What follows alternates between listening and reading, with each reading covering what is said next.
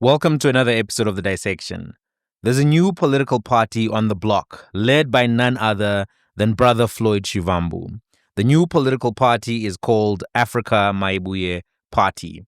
Wasn't really much of a surprise, from the consultative process and the explosive departure of Floyd Shivambu from the MK party following his previously explosive departure from the EFF party as well.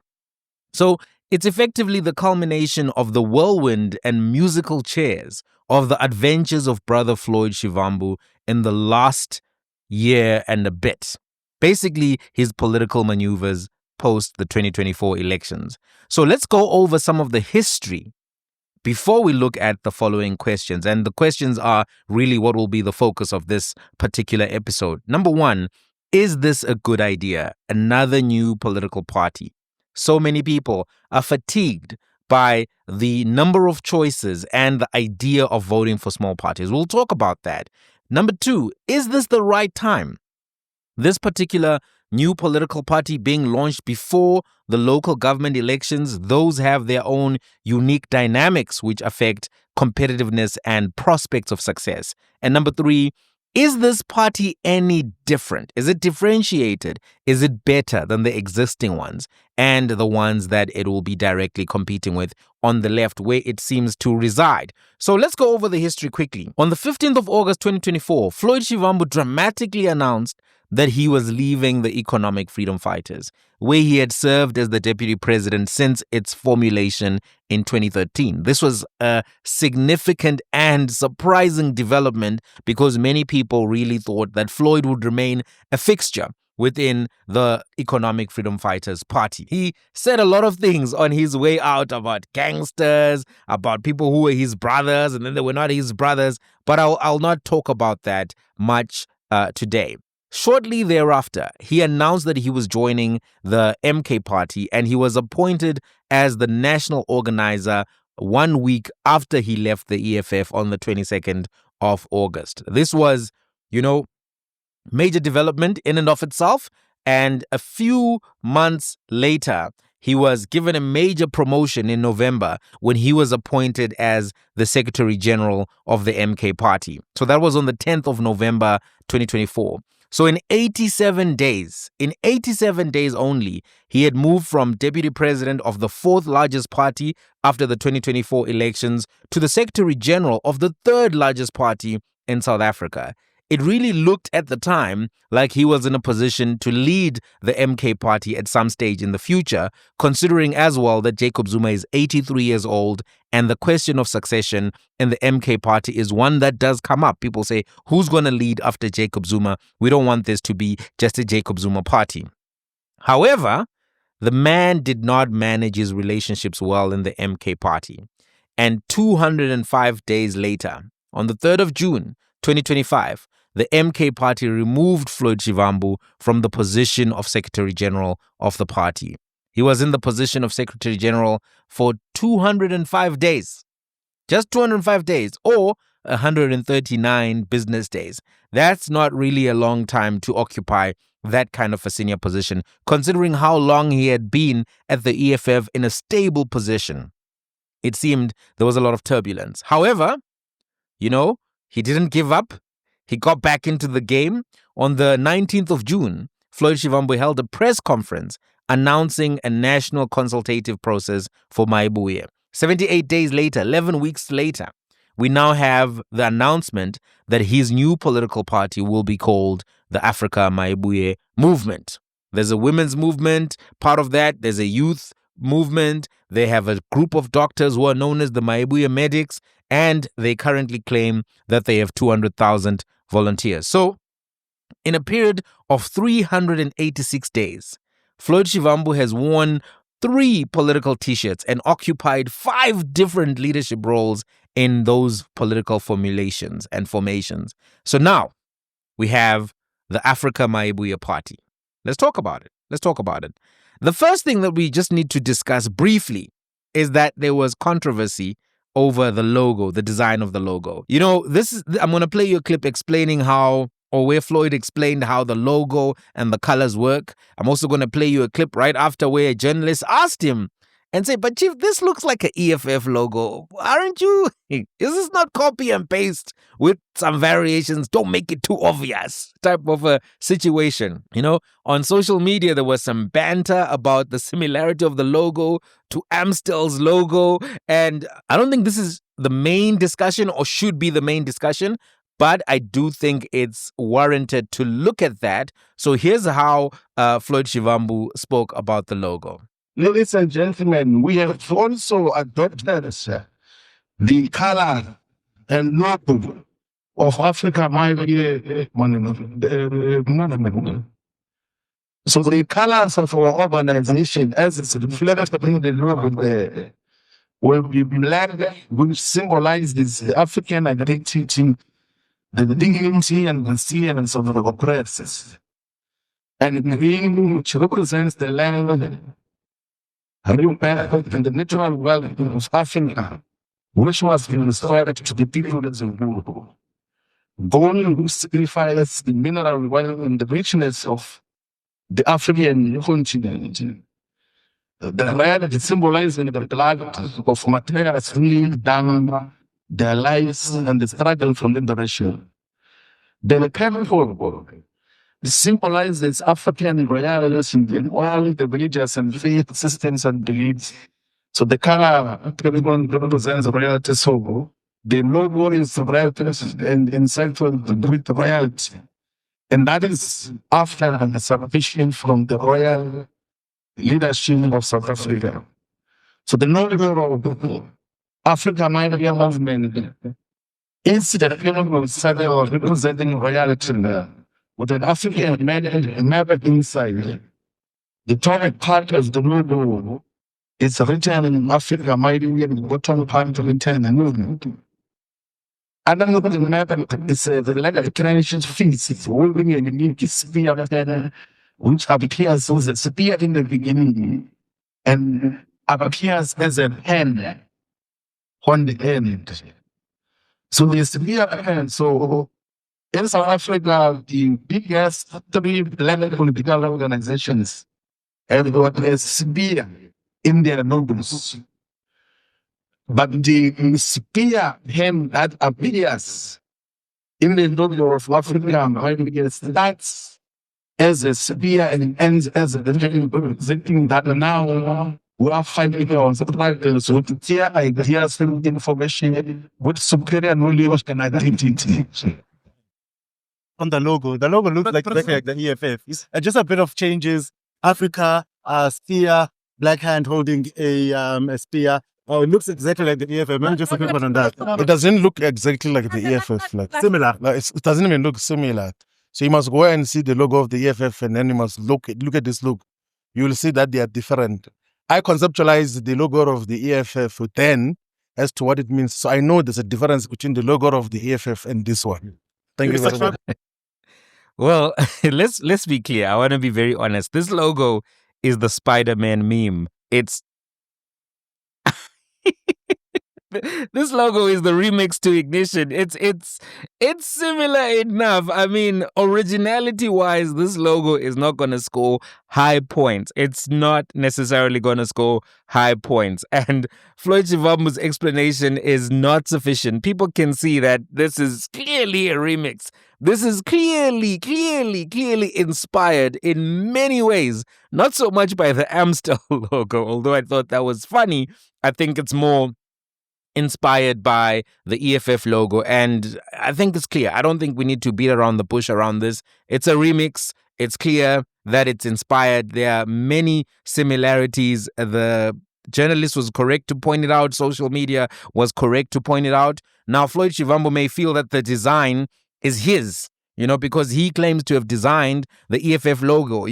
Whether you change it from a spear to a spear with a pen, it's these differences are so subtle that they're not. If I put an apple on the back of a phone that I make and I put 2 bytes instead of 1, You gotta know that I got inspired. If I say no, but the 2 bites show that, it wasn't just Eve who beat the apple. Adam also ate the apple. And what is misleading about the Apple logo as it currently exists is that it is a vilification of one particular person when you know that both Adam and Eve ate the apple. Sure, but it's still a bit an apple on a technological device. Originality, 2. 2 out of 10. Because yes, I did add the second bite, but come on, right? So let's be very clear that there's not much of a difference there, and he may not have picked it up because subconsciously sometimes people end up, what's the famous saying that when you have a hammer, or when you have a hammer, that everything that you hit is a nail, or there's some saying about hammers and nails and how people with a hammer, basically, they want to hit everything with the same approach, even though some things don't need a hammer. They may need various other tools, not necessarily a hammer. But if all you have is a hammer, you're going to ka with that particular thing. I can't remember the saying. Can someone help me in the comments? Someone help me with that saying. I went a little bit off script here, so that's why I didn't even check what the saying is. So whether consciously or subconsciously, there's clearly some, similarity here between these designs. This logo design also creates some juxtaposition between the Mayibuye Party and the EFF in the discourse. So in a sense, this Mayibuye Party is kind of saying that they're competing with left-leaning parties and with the EFF in particular. And that's going to, put them in the conversation, lead to those type of comparisons. When you make a logo so similar, those outcomes are inevitable. Now, let's go back to the main questions. Is this a good idea? Is this the right time? Is this party any different or better than the existing one? So on the idea front, this new political party front, I don't actually think that this is something that comes out of anything other than necessity.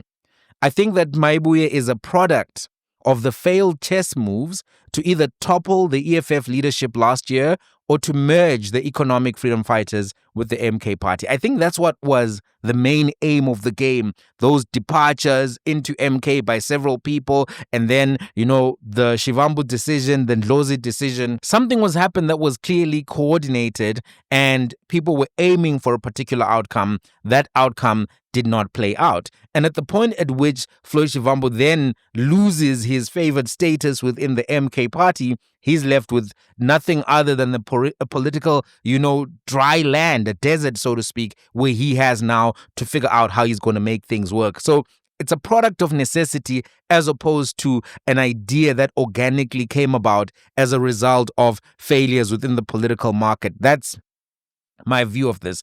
Shivambu was probably aware of the writing on the wall and aware that, he still has a significant following and that his last option, if everything didn't work out, would be the formation of a new political party, right? Now, in terms of does South Africa need a new political party or another political party conversation, I actually think that while there are many political parties on the paper, on the list, right? A lot of those are chances within the South African political space. For instance, we heard about 427 new political party registration. But the reality is that there are less than 50 parties that are truly competitive at the national level. There are less than 50, and there may even be less than 30, to be quite honest. For instance, think about this. Boy Mamabolo launched a new political party. He was a member of parliament within the ANC for a little bit. He had that one moment. I think, greatest highlight moment was when he had a confrontation with Julius Malema in parliament. It didn't really go down the way he thought it would, and he was summarily put at the back, became a backbencher, and then was sent back to Limpopo. So no more parliamentary opportunities for him. And then now he has left the ANC and has formed what is now known as the Born to Win political party. Born to Win. Born to Win. Originally, he had tried to call the party Mandela for president. I mean, I'm not trying to make this a comedy segment or whatever. It's just, that's what he did. I'm trying to be serious here. He actually went down, wrote on a piece of paper, My party is going to be called, you say, who's popular? Who's popular? People don't know me that much. Mandela. Mandela for president. Let's go. Let me take that to the IEC. And they were like, rejected. Then he went back and he was like, what else could work? Motivation. Born to win. Yeah, let's go with that. People want to be born to win. Yeah, let's write down there telling his, I'm assuming that he has volunteers and maybe members there. He was telling them, okay, yeah, fill in born to win. So now there's a born to win political party. I don't think that's a serious political project. And I don't think Boy Mamabolo is a serious political player in Limpopo or nationally. I'm just using him right now as an example that in that long list, the 427 new ones and the other ones which were already existing, not all of them should be taken seriously. So even though there's this discourse, we've got too many political parties, I think it's quite a few actually, and quite a few that are seriously being looked at by the public. But I do think that Floyd Shivambu has launched a serious political party. He has enough brand recognition and national profile for his project to be taken more seriously, and that competition, if it is creative, if it is genuine, if it is motivated, can actually improve the quality of the game, right? I think that's necessary. Competition is always necessary. So I'm very opposed to monopoly or oligopoly. I don't think it's good for markets. I don't think it's good for politics. But remember, my caveat was the competition has to be creative, motivated, and genuine. Many people within the world of politics, they sometimes create these entities just to have a stall and to be able to attract funding and to be able to secure their position. It's not really about reshaping the political fabric of South Africa. They're not Zohan Mamdani or Barack Obama. They're just political players who are just trying to figure out their next move. So we'll see where AMM lands on this. Mayibuye, that's what they want us to call it, but AMM it's right there. So we'll see where they land. But if they do play the game robustly and it's about really contesting for power, then all of the other parties will have to pull up their socks, and then maybe we'll have a game on our hands. And that's good. Give the people choices. Get the people excited, because political the voter turnout has been going down. And that's never a good thing for a democracy when more and more voters are saying they're disinterested with the options, the leaders, and that can actually just help political parties that are big have funding to stay in power for longer than they deserve to. You need exciting candidates, bring in the youth who can actually reshape. Is Mayibuye that product? I'm going to put wait and see on that. But I lean towards not so much. But let's talk about the next question. Is this the right time before the local government elections? I'm not sure that local government elections are the right elections to contest for a new political party.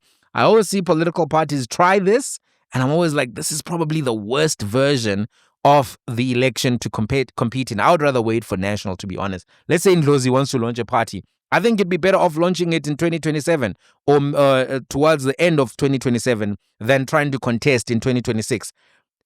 Local government elections are logistically complicated. So many wards. You need to find a good candidate in every ward where you're contesting. While the ANC is in clear trouble in the upcoming local government elections, it's not automatic that the public will just vote for whoever is not from the ANC, and maybe that they'll just pick you if you're not from the DA. Right? There's still a lot of work to be done. And that's why the DA performs so well, because they have a lot of money. I don't know if you saw the last funding, declarations. They are in a good position, and we haven't even gotten to 2026. They'll probably get another 100 million. They'll be able to play the game at that level. So the biggest beneficiaries in the upcoming elections are going to be MK, they're going to be the Democratic Alliance, ANC is going to be one of the biggest losers, the EFF is going to have a presence, IFP is going to have a presence. But as a new player, to find good people who are well respected in every ward to be able to compete, it's difficult. It's difficult. Action SA did well in their first go at it, but I think they were successful because of the fact that they had focused all of their resources and energy on one province. Herman Mashaba was mayor of Johannesburg. He had that traction coming out of there. Going full out in the first go, to me, seems like overstretching, overextending of resources. Unless you're getting money from someone like Rupert, you're not really going to have much prospects to go far in the game. And I'm going to talk a little bit more about Rupert later because I think he's a factor in this conversation, right? From a timing perspective, I don't think this is the right time. But from a funding perspective, I think the conversation changes a little bit. I think it is the right time from a funding perspective because there will be speculative donors who will give money to the Mayibuye project because they are keen to slow down Mkhonto weSizwe or they want to close out the economic freedom fighters and actually push down the economic freedom fighters to about that 6% that they wanted to be at, right? Which it's not at right now, but they hope it will be at, right? So the people who give money to the Democratic Alliance, for instance, also have a motive to give money to the enemies of their enemies. So Michel Leroux, who often gives money to the Democratic Alliance through his vehicles that he disguises, right? He'll name these entities Fynbos this and Fynbos that. So if you see Fynbos has made a donation in the party declarations, you must just know that that's the founder of Capitec. I think it's quite well known now and has been reported about on multiple entities. But he has a lot of money and he can give it to Floyd Shivambu. He may very well have given it to them now before they were a political party. They don't have to declare it. So Floyd could be sitting on 50 million, 100 million. You don't know. He doesn't have to declare anything he got before they registered the political party. Now they'll have to declare. They clearly have some funding, booking a community hall. I think I once booked a community hall. It was about 6,000 rands. And, if you're doing catering as well, what is catering? Let's say about 100 rand per person. These guys did several events across the country. So add the cost of the community hall, add the cost of transportation, because people will typically say, no, we need money for taxi, we need money for data. You're doing t-shirts, you're doing branding, you're also feeding all of the people at those events. People don't come if there's no food. Just do the maths. Floyd has got a lot of money right now. I don't think it's VBS money. I think the money, if ever he had it, is long gone. I do think he did get it. That's what the affidavit did say. But clearly, this is an expensive project. So these guys have money, is what I'm trying to say. And they may be getting the money from the people who view the MK and the EFF as big threats, because we'll talk about that a little bit later. Now, who else has that kind of money? In the book, Stellenbosch Mafia, I have that book. In chapter 3 of this book, Rupert says a lot about his political games as well as, his relationships with certain politicians, one of whom is Floyd Shivambu. So chapter 3 starts at... Where's chapter 3? Just give me a second here. I think it's this bookmark here. Right, page 35. So you can go to page 35, read chapter 3, and you'll get some insight on Rupert and his politics and his views. In this book, Johan Rupert exposed that he's heavily involved in South African politics behind the scenes. So that was something when I read the book, I was like, oh, so this time is actually more active than he seemed to be. Then this year, there was also further confirmation that Johan Rupert is a big political player behind the scenes because he was in the White House. He was right there. Lamula didn't speak. Rupert spoke. And when he spoke, he was talking to Trump about Starlink. He was talking about how he shifted the views of Ronald Lamula from radical to Rupertical. He was saying, look at Ronald. He was radical economic transformation. Now he's a Rupert economic transformation. We can work with these boys. We can work with them. Trump, just give me some time. In this book, chapter 3, which starts on page 35, he also talks about how he has a strong relationship with Floyd Shivambu. He says it. Floyd denies it, of course. But I think it's worth thinking about. We know that Rupert also has a relationship with Patrice Motsepe. So here's part of what I'm thinking in respect to all of this. What if there's a hope that Floyd can slow down the MK party and further reduce the size of the EFF, and in so doing, create room for a four-way coalition in 2029 of an ANC that is led by Patrice Motsepe, the Democratic Alliance, the IFP, and Mayibuye led by Floyd Shivambu. They would like that because it would keep out the parties that are viewed by the markets to be the enemies of the South African economy, the MK Party and the EFF. Think about this. The Oppenheimers gave a lot of money to the IFP in February and April of 2024. We know this from the declarations. In my opinion, they did this because the polling was showing that the MK Party was running away with the election in KZN. So what they did is they gave 50 million rands to the IFP. Think about the impact of that sizable donation in the last stretch of the election. The IFP got a last-minute boost. They were able to buy T-shirts. They were able to do events. They were able to give their crowds food, etc., etc. I think it slowed down the MK a little bit and kept them under 50% in KZN. If not for that, they may not even have been a GNU. So you may find that in books that are written later, you'll hear about the motivations of the donors, about why they played the game the way that they played it, which is why I'm saying, based on just observing the movements of Mayibuye, they seem to have money. Look at the size of the team, the national conveners, all of the national, not conveners, the provincial leaders, everybody who's been appointed now. If you were to ask, are all of this doing this as volunteers? How many of these people are paid? Where's the source of the money? You can see that there's a big spend. We may never know where the money comes from. You know, some of the political parties are playing the game in terms of declaring where their money comes from. You know, you will see that they're well funded, but you can't trace where the money is coming from. So this may continue. We may never get the answers, but I think it's clear that there are some people who have sufficient motivation to give money to any political party that will split MK or slow down MK and also reduce the size of the EFF. And this may very well be what is happening. Now, last question. Is this party any different or better than the existing ones? We're talking about differentiation here. There's a book called Differentiate or Die, and it goes into detail about the value of differentiation in the market, why you need to do it. Is Mayibuye different from the other parties on the left right now? Nah, I don't think so. I've not picked up any notable difference in their manifesto document. I spent some time going over it yesterday and today. I will do a dedicated episode on it in the coming days, as well as their constitution. For the purposes of this video, I will say there is no major differentiation that I've picked up. This means that the prospects of the party will largely be influenced by the funding and the talent of the leadership. So, in respect to that, we now have to talk briefly about Floyd and what he needs to accomplish going forward. I'm not going to do a retrospective analysis on him. I think we've done that a few times. I'm just going to talk about what he needs to do. Number one, Floyd has to become a more exciting speaker, because that's part of it, right? At this stage, I do not think that he has delivered that memorable quality of speech that draws crowds or draws tears. You need to be an exciting speaker so that people want to go see you.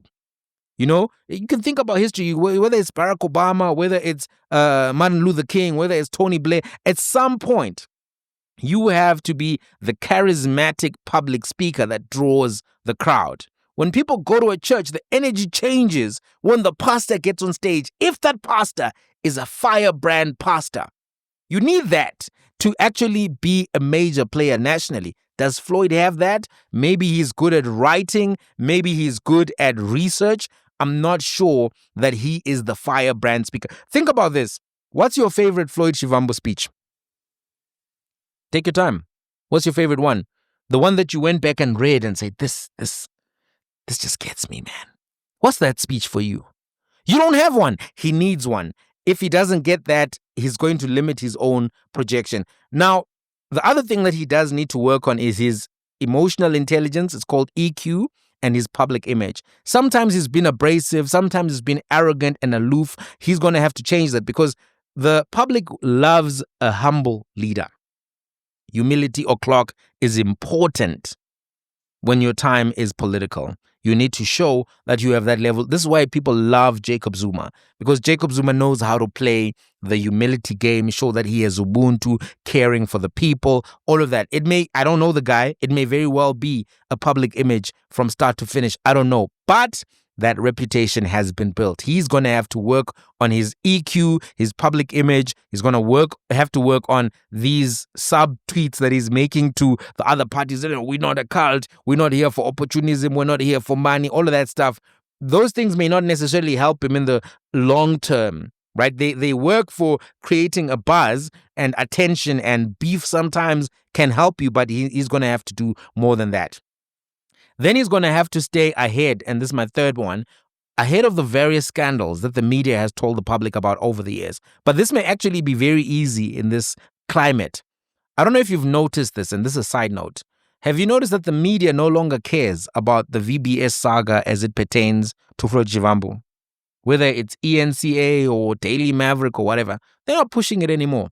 They no longer care about the Matodzi affidavit. There's a man who's convicted, serving time, who did a plea deal, wrote an affidavit, and specifically mentioned who he gave money to, and the name was Floyd Shivambu. But the media doesn't care anymore. Hey, this media, funny media. It's a media something. It's a hoshkari media. What are they doing? They're manufacturing consent. It is no longer in the interests of the elites and the donors for them to bring up these issues around Floyd, because they may need him later to form a coalition of the new GNU in 2029. So why bring up VBS? Why talk about?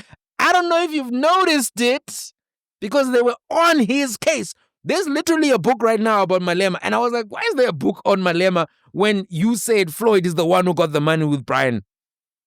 Why not have a book on Shivambu? He's the one who got the... Anyway, you get my point. You understand what I'm saying.